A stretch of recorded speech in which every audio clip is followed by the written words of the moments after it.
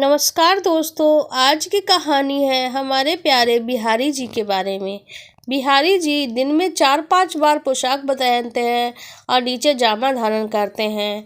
हम अगर एक भी कपड़े पहनते हैं तो हमें भी पसीने आने लगते हैं, और जब रात को पट होने के बाद बिहारी जी की पोशाक उतारी जाती है तो बिहारी जी का भी जामा गीला हुआ मिलता है।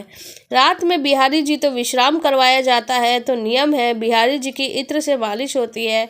तो जैसे मनुष्य के अंग दबते ही आज तक, वैसे ही बिहारी जी के अंग भी दबते हैं, और ऐसा हो भी क्यों ना। वृंदावन से मथुरा जाने के बाद कृष्ण कभी भी वृंदावन वापस नहीं लौटे। केवल 2 बार वो राधा से मिले थे। एक कुरुक्षेत्र में, जब जिसका वर्णन किया जा चुका है, ये कथा दूसरी बार के मिलन की है। घटना उस मूसल युद्ध के पहले की है जिसमें शराब पी के आपस में लड़ते हुए सभी यदुवंशी मर गए थे। प्रभास क्षेत्र यादवों का एक बहुत पवित्र स्थल था। ध्यान दीजिए कि विख्यात प्रथम शिवलिंग सोमनाथ प्रभास क्षेत्र में ही है। इस मंदिर का वृंदावन में बिहारी जी का जो विग्रह का स्थान है, श्री विग्रह का स्थान है, वही है जो किसी मूर्तिकार ने बनाया नहीं। आज से लगभग 500 साल पहले स्वामी हरिदास जी के भजन के प्रभाव से बाके बिहारी जी वृंदावन में निधिवन में प्रकट हुए, और उन्हीं बिहारी जी को आज हम वृंदावन में देखते हैं। बिहारी जी की जय जय श्री राधे। इसके बाद राधा कृष्ण का आमना सामना हुआ। मिलते ही राधा ने कहा, कहो कृष्ण कैसे हो। कृष्ण हतप्रभ रह गए। अचकाचाते हुए कहा, क्या कहती हो राधा, मैं तुम्हारे लिए कृष्ण कब से हो गया, मैं तो तुम्हारे लिए अभी भी कान्हा ही हूँ। तो राधा ने कहा, नहीं कृष्ण, अब तुम कान्हा नहीं रहे, तुम बहुत बदल गए हो। क्या बदलाव आ गया है मुझ में। राधा, कोई एक हो तब ना बताओ। अगर तुम श्याम होते तो सुदामा के पास तुम जाते, सुदामा को तो तुम्हारे पास नहीं आना पड़ता।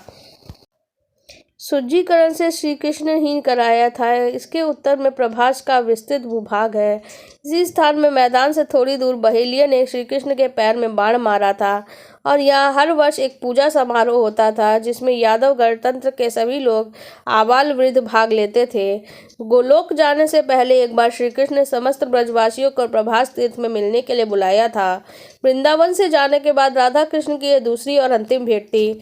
रुक्मणी भी आई थी। इस पर सूरदास जी ने एक भावपूर्ण पद भी लिखा है, रुक्मणी राधा ऐसो भेटी, बहुत दिनन पे बिछड़ी, जैसे एक बाप की बेटी। आज तुम्हारे गले में हीरे जवाहरात सहित सोने की माला है। जिन हाथों में मुरली शोभामयान होती थी, उन हाथों में सुदर्शन चक्र आ गया है। जब तुम मुरली बजाते थे, मनुष्य क्या पशु पक्षी भी सुनने को जुट जाते थे। आज उन्हीं हाथों से संहार कर रहे हो। लोग कहते हैं कि तुम भगवान हो, और ऐसा तुमने गीता में भी कहा है, मत्तम पर तन नन्यातम किदच्छन्ति धनंजय मयि सर्वमादि श्रोतम श्रुते मणिगणय। तुम वनमाली थे, तुम्हारे गले में वनमाला शोभती थी। शायद तुम्हें नहीं मालूम होगा, तुम्हारे लिए माला बनाने के लिए मैं और मेरी सखियां ललित, विशाखा, अनुम, राधा, कुसुम, शैव्या आदि वृंदावन के 7 वनों से फूल चुनती थीं। कितनी बार बाहों में खरोंचाई, ओढ़नियाँ फट गईं, घर में मार पड़ती पर तुम वही वनमाला पहन के हंसते थे, तो मेरी आत्मा तृप्त हो जाती थी। लगता था लोक परलोक दोनों बन गए। आज तुम्हारे गले से वनमाला कहाँ चली गई। तुम कभी मेरे हृदय से गए ही नहीं थे। कहाँ थे जो याद करना पड़ता। रही मेरी ना रोने की बात, तो मैं कान्हा इसलिए नहीं रोई कि मेरे आंखों में बसे हुए तुम कहीं आंसुओं के साथ निकल ना जाओ। भक्त का भाव देख भगवान विहल हो गए। बोले, राधा तुम जीती, मैं हारा। राधा बोली, याद रखना कृष्ण, मेरे बिना अधूरे रहोगे। संसार में जहाँ भी तुम्हारी पूजा होगी, मैं साथ रहूंगी। एक को छोड़ के, जगन्नाथ जी के बारे में उन्होंने कहा, कोई ऐसा मंदिर नहीं होगा जहाँ मैं तुम्हारे साथ ना हूँ।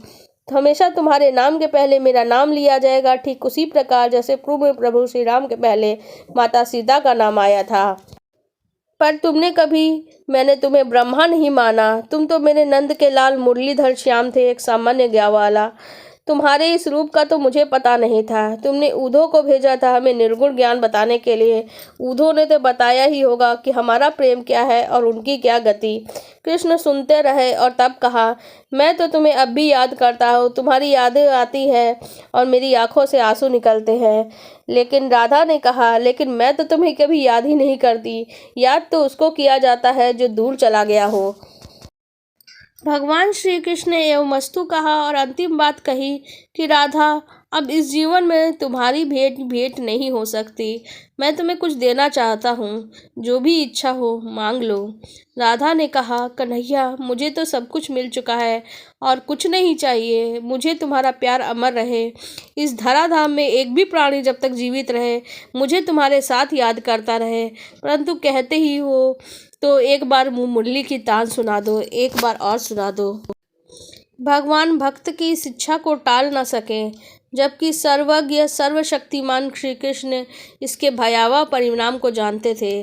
फिर भी उन्होंने बहुत दिनों तक संजो के रखी हुई बांसुरी निकाली और एक अद्भुत अविस्मरणीय तान छेड़ दिया।